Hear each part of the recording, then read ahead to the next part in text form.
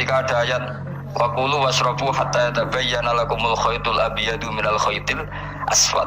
Itu kalau mau tidur ya benar-benar bawa benang putih sama benang hitam, ditulis dipasang di pintunya. Jadi kalau makan diinceng lagi kok masih belum kelihatan, wah masih boleh makan. Terus begitu. Kalau sudah mulai syuruk, mulai padang, wah berarti sudah imsak. Jadi karena makanlah dan minumlah sampai benang hitam terbedakan dari benang putih. Artinya kalau malam kan dulu kan nggak ada listrik, nggak ada lampu, berarti kalau benar-benar masih malam nggak terlihat berarti masih boleh makan. Nanti terus dilihat gitu. Terus, ya sudah wakafnya di situ. Hatta yatabayyana lakumul khaytul abyadu minal khaytil aswad, wakaf dulu. Terus akhirnya Kanjeng Nabi itu piye kok umatku jadi masangi benang ini. Akhirnya Jibril teko, ini makanya unik dalam ulumul Quran. Satu-satunya ayat yang diturunkan hanya satu kata itu ya ayat itu tok. Terus Jibril datang, Muhammad ayatnya ku kurang sitok. Minal fajr, terus ditambahin minal fajr. Jadi minal fajr itu unik. Ada Jibril jauh-jauh dari langit. Iku mau nurunin apa? Minal fajr. Makanya kalau kamu nanti dites, kalau ingin jadi dokter tafsir dites, ada satu kalimat yang diturunkan jauh-jauh Jibril ke bumi. Apa kalimat itu? Jawabannya minal fajr. Wis alim yakin alim. Memang ikut tak? Masa ikut? Mereka gara-gara sahabat itu terus masangi apa? Benang ngincang. Akhirnya minal fajr. Baru mereka tahu maksud fajar, maksud apa? Benang hitam artinya malam, benang putih artinya fajar. Sodik sudah menyingsing. Semenjak itu sudah ada benang-benangan karena jadi orang-orang ngono maksudnya iki orang sidik gitu terus turun apa minal fajar ya. Jadi nanti kalau sampean latihan tes jadi dokter apa tafsir ayat mana yang diturunkan hanya satu kalimat atau satu kata jawab apa minal fajar lolos langsung dokter pun pinter ya pinter ngerti maksudnya orang yang dikandang. Lah nanti hubungan kita dengan Allah ya seperti itu. Sejauh mana kita memaklumatkan Allah, sejauh mana kita mengkampanyakan Allah. Saya berkali-kali bilang, saya kemarin kan di Korea itu sebetulnya saya yakin hanya doa saya sering berdoa, ya Allah Engkau dipuji di langit dan di bumi. Lalu kalau di bumi ateis itu caranya kayak apa? Dulu saya itu terobati karena Uni Soviet setelah persemakmuran banyak menjadi negara Islam, berarti itu bukti bahwa Allah pun dipuji di bumi Uni Soviet. Lalu yang kayak Korea kayak apa? Ternyata betul Koreanya tetap ateis, gara-gara diserbu wong Indonesia. 49.000 wong Indonesia ning Korea Selatan. Iku mbok gawe sing salat separuh, iku jek pira? 24, kira-kira ya digawe 20.000. Ku 20.000 salat kabeh, tahlilan kabeh seruame. Lah kok sing ngritik tahlil muni sunah Rasul tok serami. Kok rame lah walhasil. Kita tahlilan wah itu enggak ada hadisnya. Enggak apa-apa sing penting muni hadis sing sitok. Tahlil muni hadis ibadah, tahlil ya ibadah. Mbok lah soal kok bener ding totalan guri. Sementing rame. Maksudnya sementing rame ngomong visi Islam. Itu Islam tahlil sitok Islam sunnah Rasul enggak masalah. Wong ape yakin bener saiki ya ora ono klarifikasi. Tapi sementing kan kabeh ngomong tentang Islam. Artinya gini, Allah punya cara untuk supaya bumi Korea itu ada yang bertasbih bersujud. Mil'us samawati wa mil'ul. Allah tidak kurang cara. Golek wong kedonyan ditawarik ke sana demi uang. Bareng wis ning kono dielingno pangeran. Sing gawe masjid, kontrak masjid macam-macam lah masjid kontrakan ning Korea. Nang kene ra ono masjid. Pusing. Saya pernah ngisi di satu masjid itu gambare pintu gerbangnya bukan salib kan. Ternyata tingkat 1 itu gereja, tingkat 2 bar, tingkat 3 masjid. Kadangnya kebalikan masjid, bar, gereja, satu gedung. Jadi malaikat saya tidak tahu lewatnya gimana itu kan. Nggak tahu itu cara lewat gimana. Karena malaikat bagian rahmat itu nggak bisa dia lewat salib. Tapi dia harus menulis ganjaran yang sholat. Nggak tahu saya lewatnya dari mana karena itu. Ya tentu dia punya cara lah, tapi yang jelas saya agak bingung ini gimana. Itu pernah yang tingkat 2 itu bar pas aktif. Ada santri yang ya pekerja imane pas-pasan. Kalau nanti wis badhe Jumatan, mlebu bar pas aktif wae wong ayu. meh wera Jumatan. Mergo mau tingkat 2 bar, tingkat 3 masjid. Itu ono khutbah yang barnya tetap main, ada bar yang masjidnya tetap khutbah. Itu masuk bar. Itu Jumatan apa ning kene wae.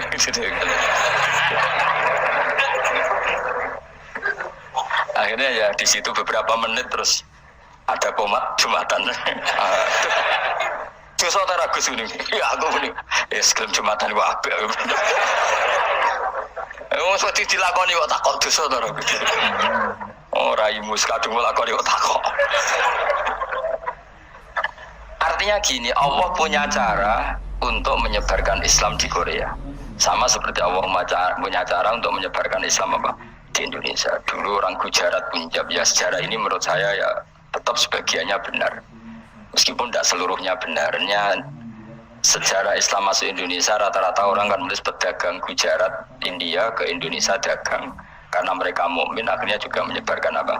Islam. Itu jelas nyata. Meskipun tidak semuanya seperti itu karena ada yang dibawa Yusuf Barus itu yang muridnya Sayyidina Ali itu. Terus juga ada yang dibawa beberapa habaib dari Yaman langsung ke Indonesia, kayak yang di daerah Tuban itu kan langsung habib-habib dari Samarkand langsung ke mana? Tuban. Makanya saya bilang sejarah itu semuanya benar karena memang variasi masuknya Islam di Indonesia itu banyak. Jadi itu nggak masalah. Sampai niru sing kedunyan mawon sing luwih gampang napa? Lho nggih to, kayak Jakarta itu kan kota kayak gitu, baru kayak wong kedonyan orang ke Jakarta semua. Gara-gara tahu mondok pedutan tadi ahli Fathul Qorib tadi yang sampai bab sholat terus bikin masjid. Iku coba takoki faraid ra ora iso kan. Pomene takoki muamalah ra ora iso, tapi nak trimo carane sholat sing batal apa ngentut roh. Ilmune kok roh nak nganti bab iku jek roh. Sing batal sholat apa jek roh ngentut nyekel wong wedok jek roh. Tapi bocah aja takoki sing detail apa. Cara mengenali kiblat dengan hisab yauma rasdil kiblat itu serang arah iso. Ada nganggo komputer itu loh, nganggo jam ya, nganggo kompas. Padahal ono ilmune yauma rasdil apa? Kiblat di bulan tertentu, hari tertentu itu nanti matahari tepat di atas Ka'bah. Serang arah iso, nak dong niku serang arah iso. Ya saya ulang lagi ya. Jadi kesalahan kita adalah kebenaran itu kita sembunyikan. Padahal awal dikenalnya Islam itu lewat i'lam, fasda bima tu'maru, kebenaran harus dimak. Enggak liar dicancang gitu. Tapi kata Mbak Mun, abok cancang kabeh ya ketekekan mati gitu. Jadi ini, nah saya ini kan dikatakan Gus Kafabi tadi cucu murid. Ini saya senang sekali karena memang saya jarang mau diundang pengajian umum. Karena diundang itu artinya kan makmur diperintah. Sehingga ini sekaligus maklumat yang nggak merasa mbah guru, jangan ngundang saya, itu kualat nanti. Karena saya berkali-kali bilang, hormat kiai itu wajib, tapi ngatur kiai itu haram. Jadi aturan mainnya jelas, hormat kiai itu wajib. Seneng kiai wajib, tapi kalau ngatur kiai, haram. Ngatur itu ya fatwa aja, fatwa ya. Begini, saya ini baru neliti, mungkin ini tahadus bin nikmat. Saya berkali-kali rembukan sama, termasuk diantaranya sama Profesor Quraisy Shihab. Itu mau menjadikan manhajul Quran itu mudah. Di antara kitab yang saya pelajari serius itu kitab Syajaratul Ma'arif. Nanti sebagian tak tinggal di sini biar diajarkan Gus Rikza. Itu rencananya PSG Pusat Studi Qurannya Pak Kures itu menerbitkan itu. Sementara ini sekarang di UI Universitas Islam Indonesia saya juga ngajar kitab itu. Kitab itu begitu mudah menjadikan Quran itu pegangan. Kalau di sini katanya mau dimilenialkan itu, milenial itu. Itu begini, misalnya begini. Ini saya beri contoh. Jadi peristiwa-peristiwa khusus yang ada di Quran itu ditabwib secara umum. Jadi ini saya nanti tidak guyon supaya Gus Rikza gak kelihatan kalah, karena kalau guyon-guyonan itu menang saya. Saya ini orang Pantura. Saya miso saja ada dalilnya. Karena memang dalam tarikh-tarikh itu gitu. Ini Muhammad ponakan kamu, kata orang-orang kafir. Saffaha ahlamana wasabba alihatana. Semoga gak ada yang menerjemah wasabba alihatana. Kitab itu mudah sekali. Misalnya begini, saya beri sekian contoh, mungkin 3 sampai 4. Babu nafil ibad bikullil bilad. Bab kalau seseorang itu harus manfaat di mana saja dia berdomisili. Terus beliau secara mudah bilang qala ta'ala hakian an Isa bin Maryam wa ja'alani mubarakan ainama kuntu. Saya adalah orang yang hidup di mana-mana itu membawa apa? Berkah. Terus beliau memberi judul secara umum babu nafil ibad bikullil bilad. Sehingga saya di Rembang, di Lirboyo atau di mana saja, etikanya satu, harus bermanfaat. Setidaknya manfaat kalau ada orang ingin menang ya saya ngaku kalah lah. Kalau ada orang yang ingin saya diangkat jadi murid ya oke saya jadi murid beliau. Enggak masalah. Karena bagian dari kesalian itu tawadhu. Pasti yang tawadhu jadi wali karena man tawadhu'a rafa'ahu Allah. Yang kumo luhur jadi guru pasti tidak jadi wali.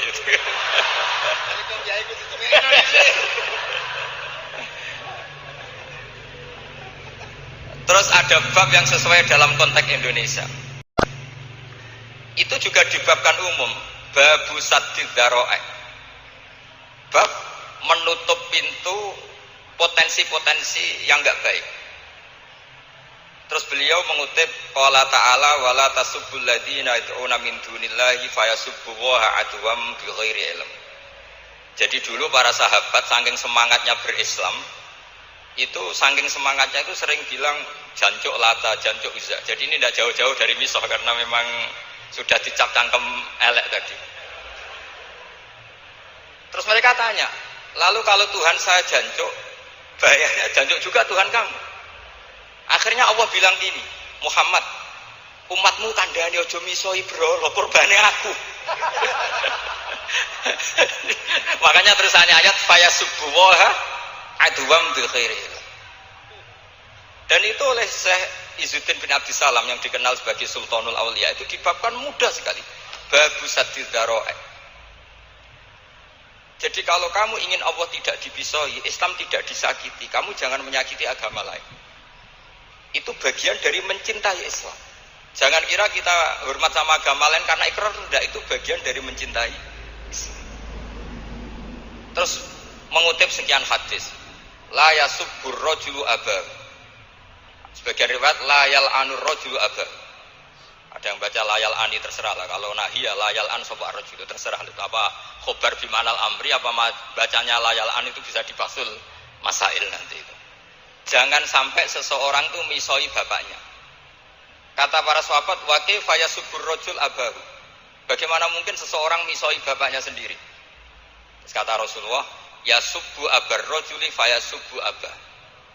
Wa yasubbu ummar rajuli fayasubbu ummah. Dia misoi bapaknya orang lain kemudian dibalas bapaknya di Ini penting saya utarakan. Jadi mudah sekali. Terus dibabkan di bab umum itu babu saddid dzara'i. Sehingga peristiwa yang khususiyah ini menjadi bisa ditarik kesimpulan secara umum dan Quran maupun hadis mengawal kita ila yaumil kiamah. Karena kita ada kehilangan stop untuk memaknai Quran dan hadis dengan cara yang diajarkan Syekh Izzuddin bin Abdissalam yang kita kenal, beliau termasuk Sultanul Ulama. Contoh ketiga ini yang paling penting dan itu saya sering utarakan. Beliau bikin judul la yutrakul haqqu li ajlil batil. Kebenaran tidak boleh ditinggalkan hanya karena banyak kebatilan. Uniknya apa? Beliau pakai dalil, saya yakin seorang Dr. Riza pun nggak terlintas kalau itu ada. Meskipun bikin rumus istihad tadi yang nggak ada kembarannya tadi. Karena ulama yang waras ya nggak ingin ngembari rumus seperti itu. Memang nggak perlu dikembarin, apalagi dosen-dosen tribakti itu nggak suka. Ini padune ra kuat gaji kan gitu. Itu kan dalih ya, dalih supaya ngirit ya. Wes mulang gak arep-arep gaji barokah. Itu mesti kong kali kong sama bendara ya. Yayasan. Karena yayasan itu. Itu ada judul la yutrakul haqqu li ajlil batil. Itu uniknya beliau hanya dalil inna sofa wal marwata min sya'airillah faman hajjal baita wa i'tamara fala junaha alaihi ayyat tawafa bihima. Sofa dan Marwah itu hakikatnya adalah min sya'airillah, termasuk syiar-syiarnya Allah. Maka siapa yang haji maupun umroh nggak apa-apa. Allah dalam bahasakan tuh nggak apa-apa. Fala junah nggak apa-apa. Terus saja tawaf di situ. Memang dalam bahasa Quran nggak bahasa sa'i tapi pakai bahasa tawaf, ayat tawaf. Kata Sayyiduddin bin Abdi Salam, di sofa ini ada Isab nama berhala, di Marwah ada Nailah juga nama berhala. Yang orang-orang jahiliyah dulu ini menyembah dua berhala ini. Karena ada berhala mereka merasa risih kalau ibadah ritual tauhid di situ. Tapi kata Allah, teruskan saja kamu tawaf di situ atau sa'i di situ. Artinya apa? Kebenaran tetap diperintahkan meskipun ada kebatilan. Jadi gampang sekali. Terus beliau bikin judul La yutrakul haqqu li ajlil batil. Barang hak itu tidak boleh ditinggalkan karena barang batil. Saya di mana-mana kalau boleh dikatakan fatwa. Kalau ada orang mati karena narkoba atau karena mendem atau karena koplo atau karena oplosan, itu kita sebagai kiai datang saja. Tapi tidak harus kiai yang top-top kayak Gus Rizal. Salah satu kiai datang. Karena sekali kita tidak datang, mereka akan menciptakan tradisi baru dalam penguburan. Kiai ratekong, soleh-soleh ratekong, dipendem ala mereka. Didekno ambek diminumi arak. Sehingga kita datang ini karena apa? Sebetulnya demi melaksanakan syariat Islam, memperlakukan janazatu muslim. Kita kelola secara Islam. Meskipun mangkel, kita mangkel, wong mati kok oplosan. Mati-mati pas sujud kan keren. Atau mati karena gaji terlambat kan keren. Ini mati kok. Atau mati karena miskin telat apa? Gaji kan keren, tirakat lah qanaah. Nah. Betul, ini mas-mas kalau yang mencintai bapak ada kesampaian, syahid cinta itu juga syahid. Asal tidak pernah lihat, tidak pernah SMS. Ngempet tok itu kalau mati itu syahid. Tapi syaratnya nggak ngelihat, nggak nge-SMS, nggak WA. Pokoknya seperti itu. Nah, ini penting saya utarakan.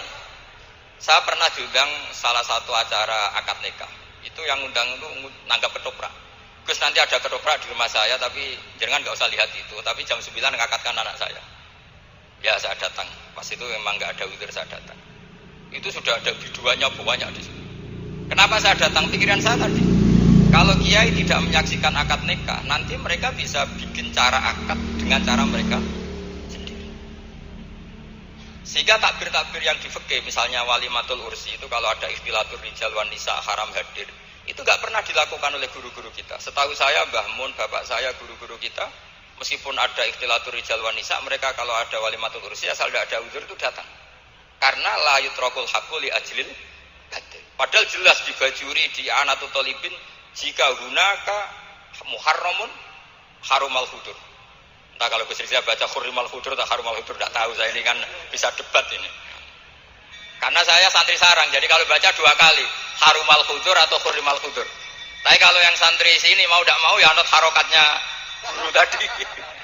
Resikonya nurut itu harus ikut haruma apa hurrima. Kalau saya karena enggak dimaknani, jadi ya bingung. Maksudnya bingung milih. Saking banyaknya ilmu. Bukan bingung karena goblok, bukan.